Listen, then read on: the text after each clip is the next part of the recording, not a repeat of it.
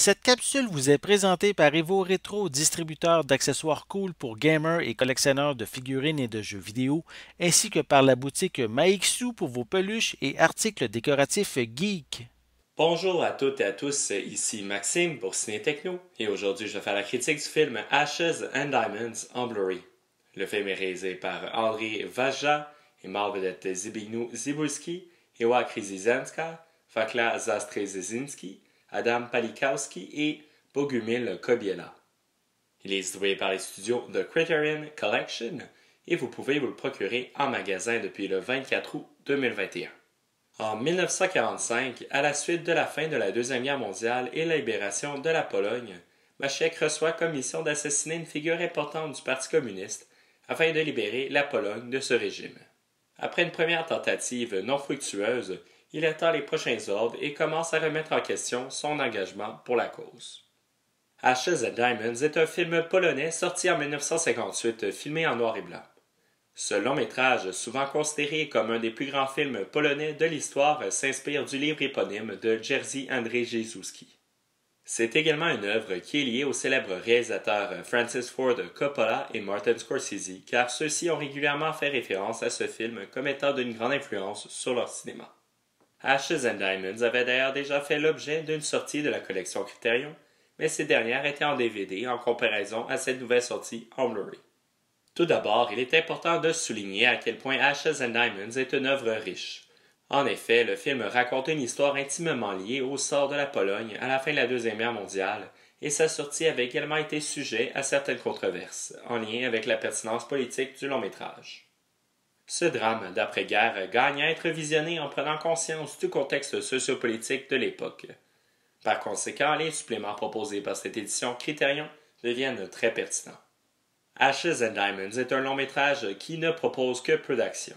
Le focus est plutôt sur l'étendue dramatique du récit, avec notamment la quête de Maciek, mais également avec les divers événements ayant lieu au sein de la sphère politique.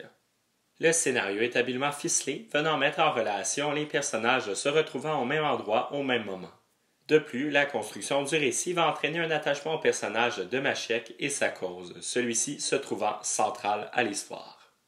La performance de l'acteur polonais Zbigniew Cybulski est certainement un des points forts du long-métrage. Bien que le personnage de Maciek fût critiqué par certains pour son style vestimentaire plutôt à l'image de 1958 que 1945, l'acteur polonais fait oublier ce détail avec son charme et son charisme qui lui a amené le titre de James Dean européen. L'ensemble de la distribution est solide, le seul maillon faible est en lien avec le jeu des personnages succombant à leurs blessures suite à des tirs. Mais il semble injuste de critiquer cet aspect, sachant que le cinéma a beaucoup changé à ce niveau. Un autre aspect important de Ashes and Diamonds est ses images. En effet, plusieurs plans du film ont su braver l'épreuve du temps pour s'inscrire dans l'imaginaire collectif et servir d'inspiration à de grandes pointures du cinéma. Le réalisateur, aidé de son directeur photo Jerzy Wojcik, propose de belles images avec plusieurs gros plans et de longues prises. Il utilise bien les décors et l'environnement pour insister sur les conflits intérieurs au sein des personnages et surtout au sein de la Pologne. En effet, il y a un contraste intéressant entre les images d'une église en ruine et celle d'un banquet de ministres. La restauration du film en Blu-ray est excellente. Plusieurs commentaires laissent sous-entendre une amélioration considérable par rapport au DVD de 2004. La qualité de l'image permet de bien apprécier les contrastes entre la clarté extérieure et l'obscurité de la nuit. Cette nouvelle édition permet également d'apprécier les détails de ce film en noir et blanc. Piste sonore et format l'image, l'audio est disponible en polonais avec des sous-titres anglais. Le format l'image est de ratio 1,66 par 1. Pour les suppléments, le Blu-ray propose une nouvelle restauration numérique 4K du long-métrage avec une bande sonore monorale non compressée.